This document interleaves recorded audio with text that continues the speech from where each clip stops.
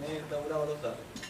Esta fue nuestra base de datos, donde distribuimos sexo, edad, tipo de uso, las enfermedades previas, no sé qué características que vamos a ver ahora. En este periodo de tiempo tenemos un N total de 93 pacientes que llegaron de urgencia a ser atendidos al hospital, en donde 100% de ellos eran hombres. Este gráfico resume la procedencia desde los centros que nos enviaron a nosotros los pacientes.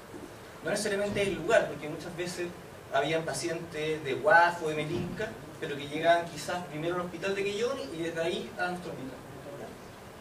Y cabe destacar que hay muchos pacientes de Mollín y Calbuco, que es una zona donde aparentemente hay mucha gente secuelada y con mucha enfermedad. El rango de edad de nuestros buzos fue de los 18 a los 62 años, con un promedio de 38 y una mediana de 39, y una desviación estándar de aproximadamente 10 años.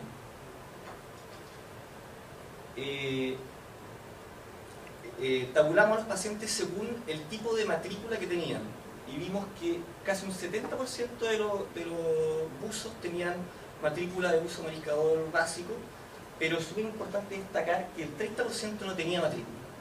Es un dato que nos parece que es importante.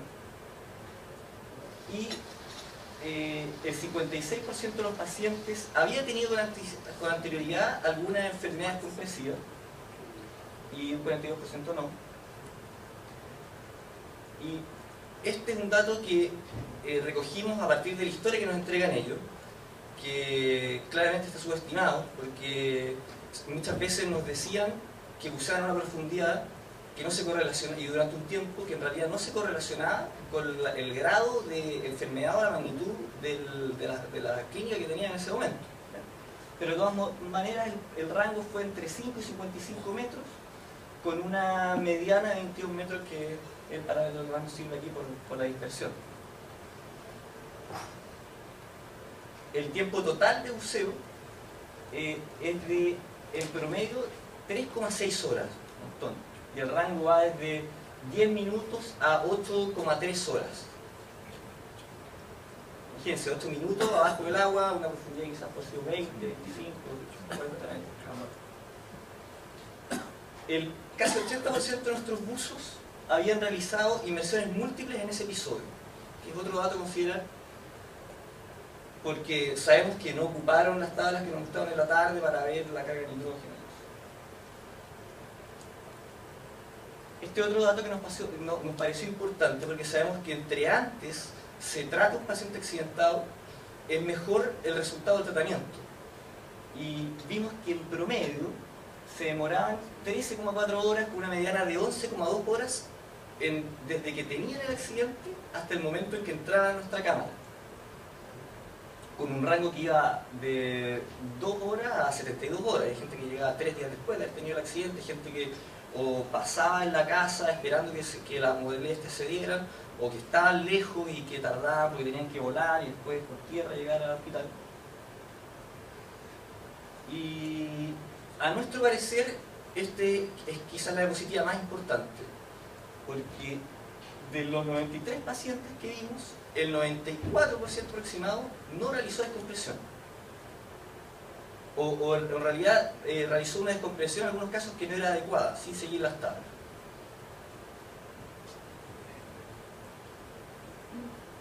Un 57% de nuestros enfermos tenían una enfermedad tipo 1 y un 33 tipo 2.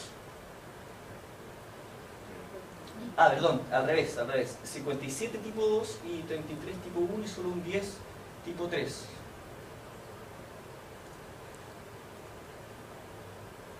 Agrupamos de esta forma los síntomas y vimos que la distribución es súper parecida a la que se describe en otras series, ¿ya? Donde lo más frecuente son los síntomas neurológicos y después vienen los dolores musculares. Lo cardiopulmonar, 5%.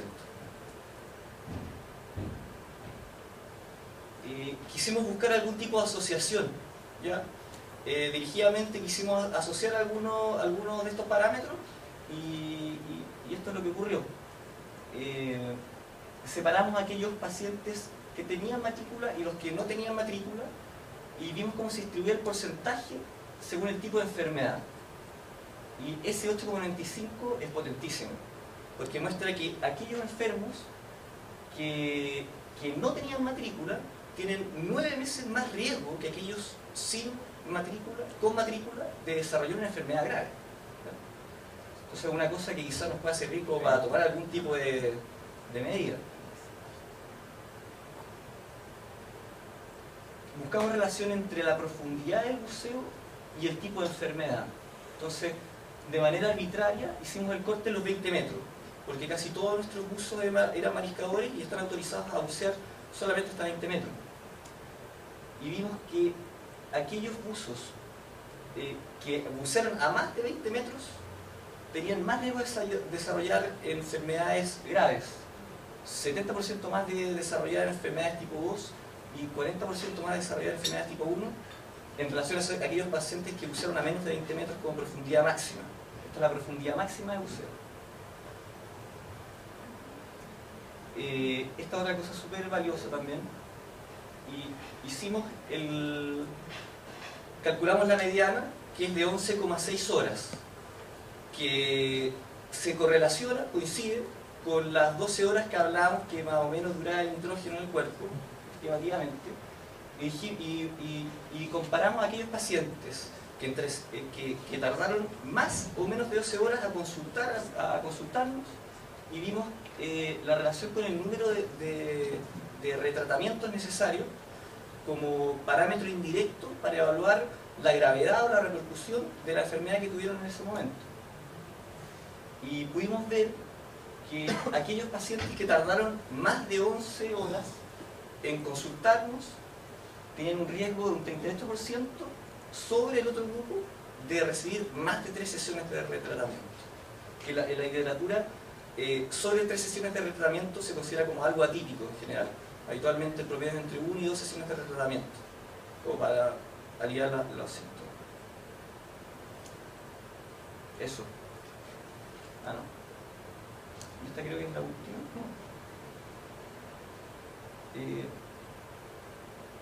Aquí también sería una excepción importante, que es el antecedente de haber tenido algún tipo de enfermedad y el tipo de enfermedad que presentaron en este momento. Y vimos que los pacientes que tenían enfermedades, que habían tenido enfermedades previas, tenían más riesgo relativo de desarrollar enfermedades graves que aquellos que no habían tenido enfermedades previas. Y ahora relacionamos la edad del enfermo con el tipo de enfermedad que presentaron, y hicimos 2 cortes, uno a lo percentil 25 y otro al percentil 75. Entonces el percentil 25, que correspondió a 29,5 años, tomamos a aquellos pacientes que tenían menos de esta edad y los comparamos con aquellos pacientes que tenían más de esta edad, y los datos en general no eran muy concluyentes y no nos aportaban mucho. Pero al calcular el percentil 75, que resultó en 45 años, y comparar los pacientes que tenían más de 45 años con aquellos que tenían menos de 45 años, vimos que aquellos enfermos que tenían más de 45 años tenían 4 veces, o sea, tenían 4 veces más riesgo que los enfermos menores de 45 años de desarrollar enfermedades muy graves. Eso. ¿Podría mostrar de nuevo esa diapositiva de las enfermedades? Una de las enfermedades. Sí, que parecían. Y en general estos datos que estamos mostrando se correlacionan mucho con las series que hay en estudios que han en otros lugares también, de los síntomas. El gráfico de barra. Esa. Aquí están los síntomas neurológicos en general, y dejamos fuera los síntomas vestibulares, que también pueden corresponder en algunos casos a síntomas neurológicos, y en total suman como un 40-37%. Y después los dolores osteomusculares. No sé cuál es la duda ahí. No, era. A ver, gracias. No sé si hay algún comentario o pregunta.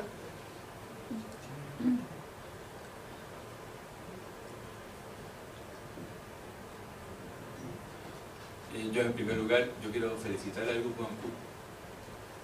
Realmente un trabajo espectacular. Yo diría inédito en el país.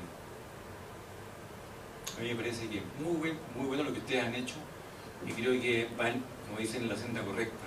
Yo creo que Ancud es un centro de medicina hiperbárica de Concepción que se está destacando fuertemente.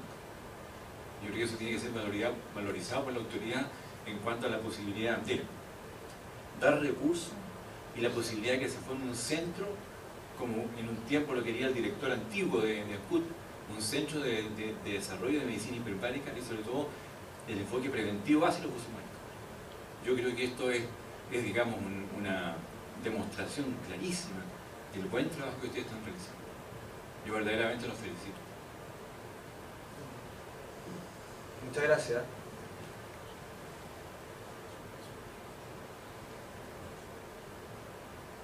No sé si el doctor Hernández tiene algún comentario, quisiese aportar algo. En calidad de jefe de la unión. Bueno, gracias, doctor, por sus palabras. La verdad es que el trabajo tiene la gracia de haber tabulado un número importante de pacientes que es difícil de recopilar en Chile.